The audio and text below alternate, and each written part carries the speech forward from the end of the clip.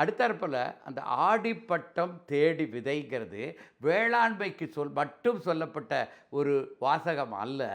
இது எல்லா செயல்களையும் விதைனா புதிதாக ஒன்றை உருவாக்குதல், புதிதாக ஒன்றை கட்டமைத்தல். அது எல்லாமே ஆடி மாதத்தில் செய்யலாம்.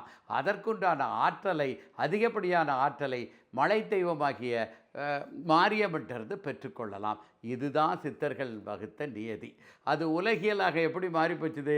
நல்ல காரியங்களை எதுவும் செய்யக்கூடாது, நல்ல காரியங்களை செய்யக்கூடாதுங்கிறதுக்கு அம்மனை இவ்வளோ கும்பிடுறோம். துவங்கும் போது நிறைய ஆற்றல் தேவைப்படும். அந்த தேவைப்படுகிற அதிக ஆற்றலை பெறுவதற்காகத்தான் நம்ம அம்மன்கிட்டருந்து இந்த அதிகமான அருளை பெறுகிறோம். ஆடிப்பட்டம் தேடி விதைக்கிறது எல்லாத்துக்குமே பொருத்தமான ஒரு வாசகம்தான். இதன் தமிழர்கள் புரிந்து கொள்ள வேண்டும். இப்போ நீங்கள் இதற்கு இன்னொரு எடுத்துக்காட்டு பார்த்தீங்கன்னா, ஒரு குறிப்பிட்ட பிரிவினர், அது யாருன்னு நான் சொல்ல தேவையில்லை, அவங்க மட்டும் ஆடி மாதத்தில் தான் பெரும்பாலான திருமணங்களை நடத்தி கொள்வார்கள்.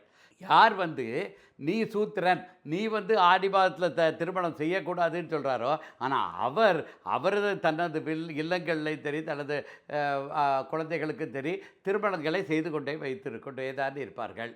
தள்ளுபடியில் திருமண மகால் கிடைக்கும், காய்கறிகள் எல்லாம் விலை குறைந்திருக்கும்.